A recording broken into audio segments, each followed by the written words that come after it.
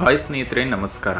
ಇವತ್ತಿನ ಕತೆ ಬಂದ್ಬಿಟ್ಟು ಸಾಹಸಿ ಪೃಥ್ವಿ ಸಿಂಹ ಅಂತ ಒಬ್ಬ ಸಾಹಸ ವೀರನ ಕಥೆಯಾಗಿದೆ. ಕತೆ ತುಂಬ ಚೆನ್ನಾಗಿದೆ, ಕೊನೆವರೆಗೂ ಕೇಳಿ. ಮಿತ್ರರೇ, ಔರಂಗಜೇಬ ಎಂಬ ಹೆಸರಿನ ಒಬ್ಬ ಮೊಘಲ ಸಾಮ್ರಾಟನಿರ್ತಾನೆ. ಅವನು ಬಹಳ ಕ್ರೂರಿ ಮತ್ತು ಗರ್ವಿಷ್ಠ, ದುಷ್ಟ ಹಾಗೂ ಅತ್ಯಾಚಾರಿಯಾಗಿರ್ತಾನೆ.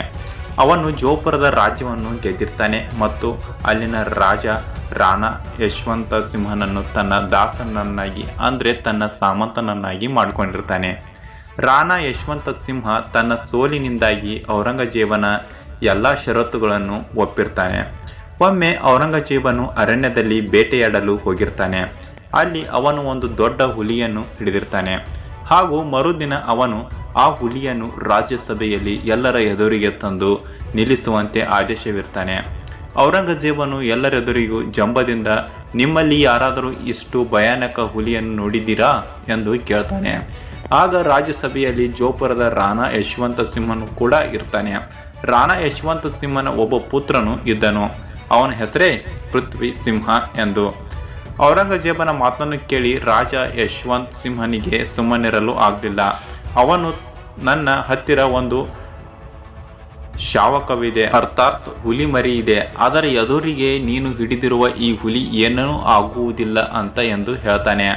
ಔರಂಗಜೇಬನು ಅಹಂಕಾರಿ ಹಾಗೂ ಕಪಟಿಯಾಗಿರ್ತಾನೆ ಮತ್ತು ರಾಣಾ ಯಶವಂತ ಸಿಂಹನ ಮಾತನ್ನು ಕೇಳಿ ಅವನಿಗೆ ತುಂಬಾನೇ ಅಂದರೆ ತುಂಬಾ ಕೋಪ ಬರುತ್ತೆ. ಅಹಂಕಾರದಲ್ಲಿ ಮಾತನಾಡುತ್ತಾ ಔರಂಗಜೇಬನು ರಾಣಾಜಿಗೆ ಮರುದಿನ ತನ್ನ ಹುಲಿ ಮರಿಯನ್ನು ತರಲು ಹೇಳ್ತಾನೆ. ಮರುದಿನ ರಾಣಾಜಿ ತನ್ನ 14 ವರ್ಷದ ಸಾಹಸಿ ಹಾಗೂ ಶಕ್ತಿಶಾಲಿ ಪುತ್ರ ಪೃಥ್ವಿ ಸಿಂಹನನ್ನು ರಾಜ್ಯಸಭೆಗೆ ಕರ್ಕೊಂಡು ಬರ್ತಾನೆ. ಇದೇ ನನ್ನ ಹುಲಿಮರಿ ಎಂದು ಹೇಳ್ತಾನೆ. ಔರಂಗಜೇಬ ಮತ್ತು ದರ್ಬಾರಿನ ಜನರೆಲ್ಲ ಪೃಥ್ವಿ ಸಿಂಹನನ್ನು ನೋಡಿ ಬಹಳ ಆಶ್ಚರ್ಯಗೊಳ್ಳುತ್ತಾರೆ ಮತ್ತು ಟೀಕೆ ಮಾಡ್ತಾರೆ ಮತ್ತು ನಗ್ತಾರೆ.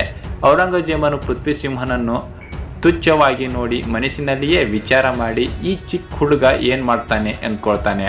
ಆದರೆ ಅಹಂಕಾರದ ಕಾರಣ ಪೃಥ್ವಿ ಸಿಂಹನ ಶಕ್ತಿ ಮತ್ತು ಸಾಹಸವನ್ನು ನೋಡಲು ಅವನ ಪೃಥ್ವಿ ಸಿಂಹನನ್ನು ಹುಲಿಯ ಪಂಜರದೊಳಗೆ ಹೋಗಲು ಹೇಳ್ತಾನೆ. ಇದರ ನಂತರ ನಿಮಗೆ ಏನಾಯ್ತೆಂದು ಗೊತ್ತಿದೆಯೇ?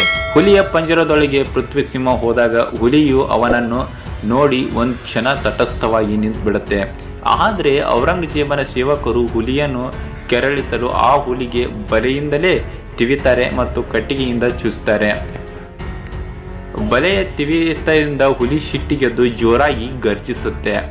ಅದೇ ಸಮಯದಲ್ಲಿ ಪೃಥ್ವಿ ಸಿಂಹನು ತನ್ನ ಸೊಂಟದಲ್ಲಿ ಸಿಕ್ಕಿಸಿಕೊಂಡಿದ್ದ ಕತ್ತಿಯನ್ನು ತೆಗೆದನು.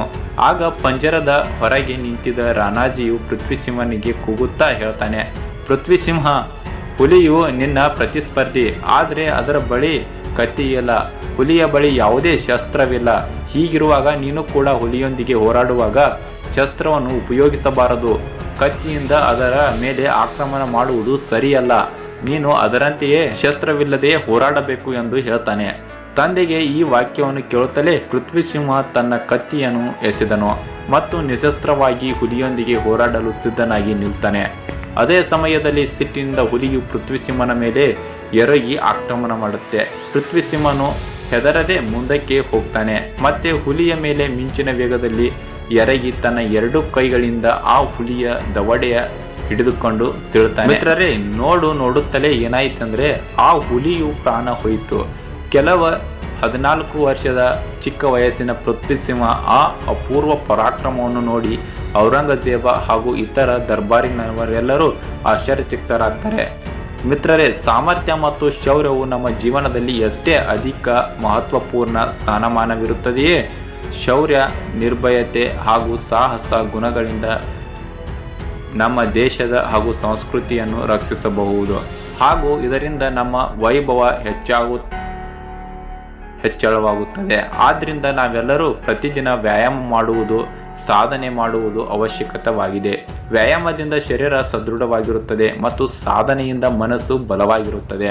ಹಾಗಾಗಿ ನೀವು ಕೂಡ ಇದನ್ನು ಮಾಡಿ ಮತ್ತು ನೀವು ಕೂಡ ಬಲಿಷ್ಠ ಮತ್ತು ಸದೃಢವನ್ನು ಆಗಿರಿ ಮತ್ತು ಒಳ್ಳೆಯವರಾಗಿರಿ ಎನ್ನುವುದಕ್ಕೋಸ್ಕರ ನಾನು ಈ ಕಥೆಯನ್ನು ನಿಮಗೆ ಹೇಳಲು ಬಯಸಿದ್ದೇನೆ. ಕತೆ ಇಷ್ಟ ಆದರೆ ಲೈಕ್ನ ಮಾಡಿ. ಈ ಕಥೆಯ ಬಗ್ಗೆ ಮತ್ತು ಪೃಥ್ವಿ ಸಿಂಹನ ಬಗ್ಗೆ ಕಮೆಂಟ್ ಮಾಡೋದು ಮಾತ್ರ ಮರಿಬೇಡಿ. ಮತ್ತೆ ಮುಂದಿನ ಕಥೆಯಲ್ಲಿ ಸಿಗೋಣ. ಧನ್ಯವಾದ.